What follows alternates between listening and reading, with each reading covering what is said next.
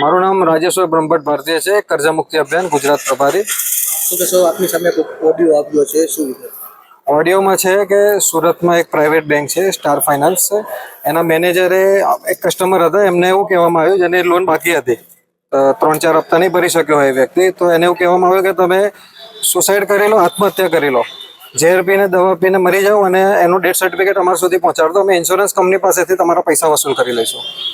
તો આ અમારું કર્જા મુક્તિ અભિયાન એટલા માટે જ અમે ચલાવીએ છીએ કે કર્જાના કારણે કોઈ આત્મહત્યા ના કરે, પણ અહીંયા તો ઊંધું બેંકવાળા જે કસ્ટમરને પ્રોત્સાહિત કરે છે કે એમને ઉકસાવે છે આત્મહત્યા કરવા ઉપર।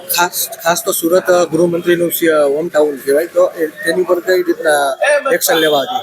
એટલે ગૃહમંત્રીનું હોમ ટાઉન હોય કે કોઈ પણ વ્યક્તિનું હોમ ટાઉન હોય, પણ ત્યાં આગળ કસ્ટમરને એવું તો ના કહી શકે કે તમે સુસાઇડ કરી લો અને અમે તમારી ઇન્સ્યોરન્સ કંપની પાસેથી પૈસા વસૂલ કરી લઈશું।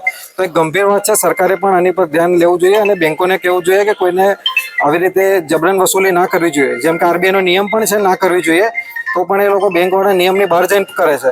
તો બેંક સામે આવ્યું ઓડિયો અમને 3-4 દિવસ પહેલા જ મળે છે અને અમે અત્યારે એ ભાઈ પણ છે, અમને કહે છે કે અમે પોલીસ કમ્પ્લેન કરવા તૈયાર છીએ, અમને કોઈ સપોર્ટ કરે તો, કારણ કે ભાઈ નાની લારી ચલાવીને એમનું ગુજરાન ચલાવે છે, તો એમની પાસે કોઈ સપોર્ટ નથી, એમને કોઈ સાંભળવા વાળું નથી, તો અમે કોશિશ કરીએ છીએ કે કોઈ વકીલને સાથે રાખીને FIR કરાવીએ બેંક મેનેજર ઉપર।